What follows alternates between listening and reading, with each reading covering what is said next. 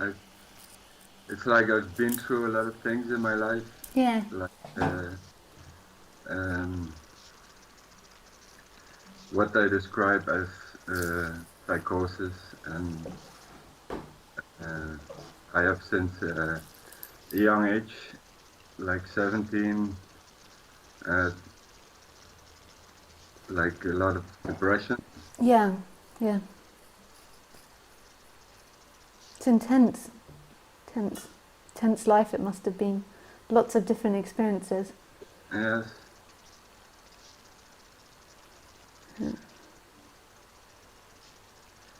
and the sort of the problem with it is that a lot of times it's not anymore like that I've experienced these things, but that I'm sort of still trying to figure out what it was all about, or why, or and maybe uh, like this depression part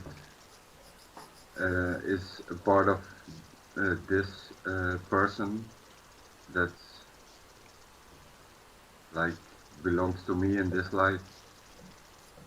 So sort of And what feeling or what would you get out of it if you worked it out? What are you looking for in working it out? to get rid of it, I think. To get rid of it, yeah. Yeah. Because nowadays I can get down, but it will be for a short period of time, like one day or like a part of a day, Yeah. and then it's fine again. And but before it would be like months in a row or even years. Wow, that's amazing that that's changed. That's changed like that. Yeah, Amazing. yeah.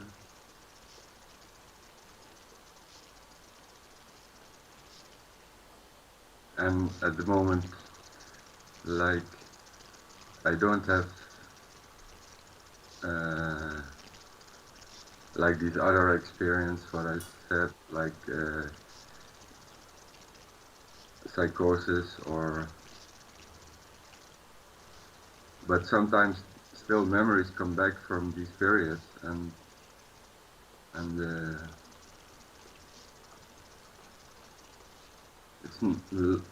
years ago I would be afraid of getting there again, or it Yeah. would that it would happen again, but now it's just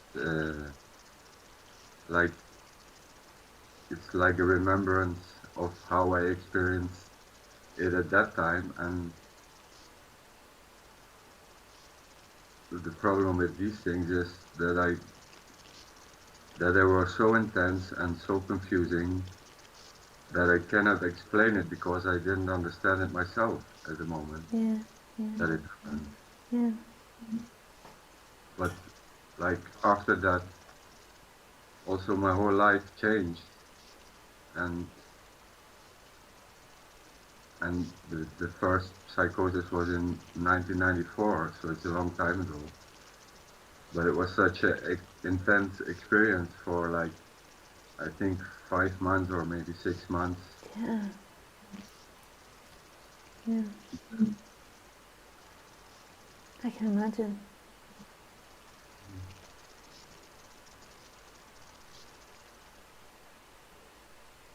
So, and that's another thing is that because I'm talking about it now again, it's because it's been such a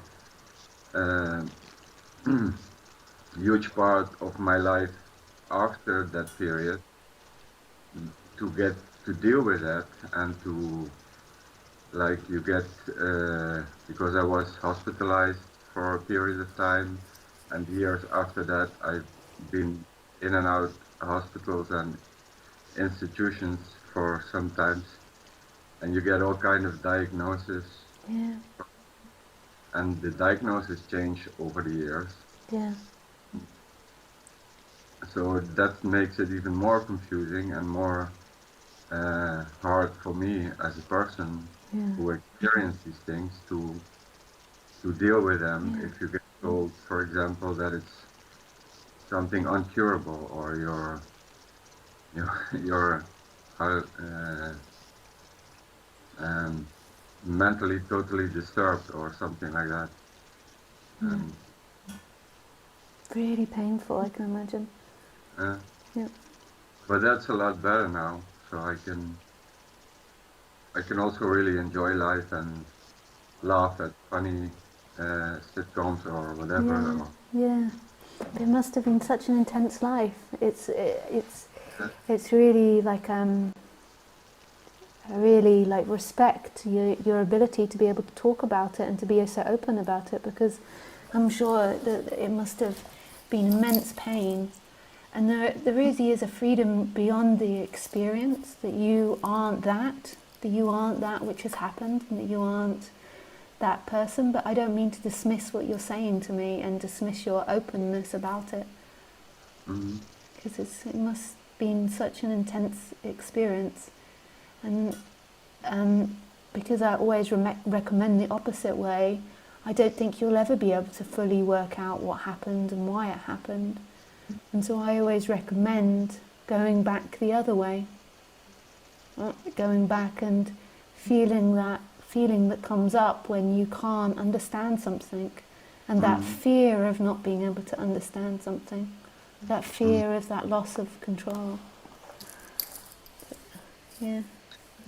Yeah, it's not so much the fear of not being able to understand it. It's more like an intellectual thing of wanting to understand it, of Yeah. having some clue, Yeah. or and a lot of times I'm not even uh, thinking about it anymore, Yeah. that much anymore. And but it's not only with this thing, it's also with the subject of non-duality. Like when things like I don't understand, like uh, the nothingness of things, I really tend to think about it a lot, and like wanting to understand that. And Yeah. then I only get to the point where, like, well, it can't really be found, but it's probably always there, so I have to assume more or less that it's there, Yeah. really experiencing it, because, like, I don't know how to say like, I don't experience it yet, Yeah. or, I would suggest to just really gently put the mm, attention into the body and into what's happening in the body, mm, like attention into the sensations. So into the sensation of touch, into the sensation of the bum on the seat, into the mm, feelings that are happening in the body, rather than the intellect, because the intellect most probably really understands it now intellectually, so that part of it's done. So I'd move it into the actual other sensations and explore them for a period. mm. The mind, though, is quite greedy. It likes a lot of attention. It's like, no, I want to work this out. It likes to think and think and think. Yes, yes.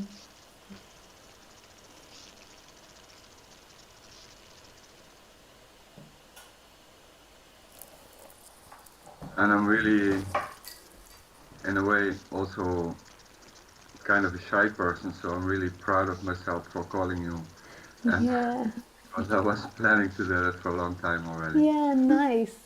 Yeah, thank you for doing that. It's great. And thank you for your ability to be so honest, because what you said, for a lot of people, I'm sure there's other people out there that have experienced it, they'd feel very vulnerable to say that sort of thing. So it's also really beautiful, because the more that we speak about these things that aren't typically spoken about in society, the more that we change ideas and barriers, and it's all ideas and barriers that have locked us in this illusion. Yes, So and that's, yeah, it's really that's, beautiful that you did that. yeah, mhm. That's also another thing. It's what you say, that all, uh, like when you deal with these problems and these uh,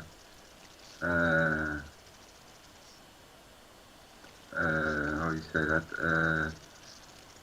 diagnoses and labels about some Yeah. disease, and then also in society there is some kind of idea about that Yeah. Yeah. general by people Yeah. that don't really a lot of times actually uh, I don't know if that's the right English word, but convey the truth about it, No. No. or People. at least what it's for me. I Yeah. don't know how it's for other people, but No, people are really ignorant about it. And even the doctors in the medical system that yeah, puts these titles on it, they don't understand it. And they're often changing the names. Like they yeah, change the names and then they invent another disorder or another. And then it's like they're often being changed. So I think there is so much ignorance about it. And in our media and in the news, it just gets portrayed as a bad thing often. Although it's getting yeah, better now, it's becoming more known in society, and there is a lot more open discussion about it. mm, So yeah, I think the more that we openly discuss these things, and the more that other people can express their delusions and their lines of thinking and their problems and their issues. So I think that the discussion that we've just coming from thousands and thousands of years, a society that have lived in such a tight, um, rigid way of thinking, and then the last 100 years that's just exploded. And the internet, in 20 years' time, the internet's going to have changed so much of what humanity thinks. yeah, All that free information. yeah. That can be overwhelming too for Yeah. me. Yeah, I think for all of us as well, it's like Yeah, it's only been maybe like 20 years that the internet's existed, and maybe 15 years that the majority of us are really heavily using it. And yeah, it's like anything, you can look up anything now at the click of your finger. yeah. Amazing. But the thing for me with this, what you say about like the doctors don't really know what they're talking about a lot of times, I totally agree with that. But in a way, you have me as a person, I had to deal with them a lot, Yeah, and yeah, I had to I had to find a way to understand them, yeah, so I could talk to them in a way that I wouldn't get into trouble yeah, in yeah, normal yeah, totally. because Yeah, but from saying that about the doctors, I wasn't suggesting to stop communication, because it's better than a lot of other things that are offered for it in society. But, but just that they're still learning to try and understand what it is, and to try mm, and understand what's happening and why it's but happening. but like a lot of things it's a problem because uh, for example if you say I have a telepathic connection for example with my cat they would say they wouldn't even believe it consider that as a possibility because Yeah, that probably would fit in some category of another disease yeah, yeah, what they, and that's with a whole lot of things about these kind of subjects or spiritual.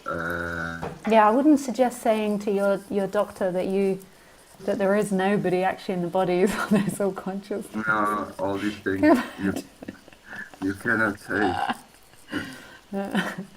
So that,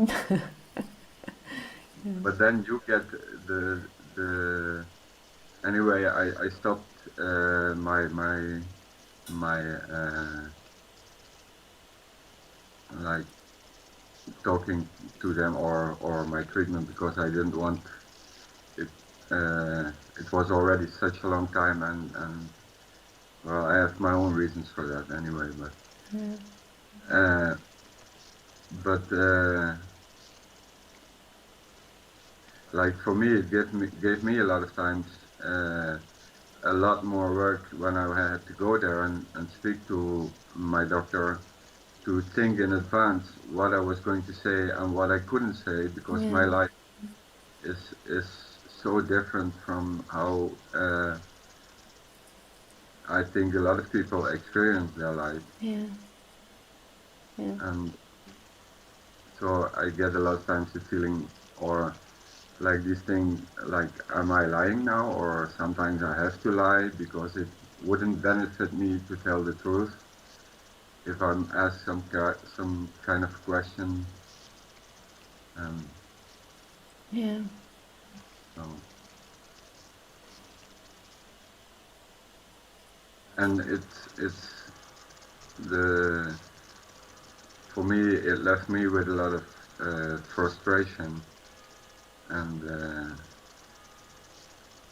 about not being able to be open about how I experience life without there being some kind of repercussion from society or from because these doctors and institutes, they're part of the society, and and it's a part of the society that everybody in a way knows that they exist, but nobody really knows how they function Yeah. and what all the things that are involved. And we, as so-called patients, get treated in a certain way that doesn't a lot of times benefit us as human beings, because the way their system is set up and how they deal with these kind of things that happen to people. Yeah. Yeah. And that, Yeah, it's something that we could talk about for hours. uh, uh, It's really, yeah, yeah. I really have compassion and respect for your story and what you've experienced, and that you've come to see, and you're coming to see that the freedom will never be found in the story. no, Never. but no, but the story is kind of a part of me also. Yeah, So I totally. cannot Part deny, of this experience. No. I cannot Yeah, deny the no. story also. Yeah, So totally. that's a lot. That's And if something I'm. it wasn't for that story, that apparent circumstances, then maybe there would have never been an exploration of this subject. Yeah, So and this goes hand in hand. yeah, I can see that. Yeah.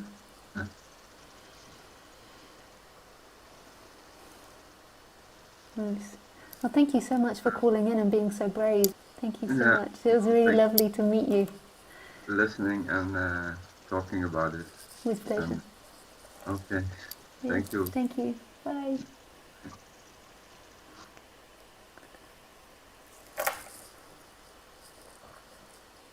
Oh, so Julio says, what a brave man, thanks from all of us. Yeah, that was really brave being so open and honest then. Thank you. It opens the minds to other people that don't understand it from that perspective. And it's simply a brain that has particular conditions and particular chemicals that's producing a particular reality, no different from all the other body-minds. It's just other body-mind mechanisms fit in more to what society defines you need to be. And it is a really difficult one when your brain isn't fitting in with society, then society in a way rejecting you, helping you, trying to help you, but also rejecting you. It's really intense story.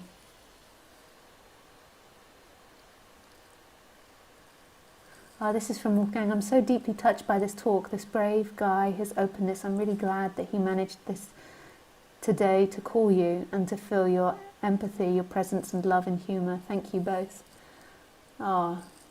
It's beautiful. Thanks, guys.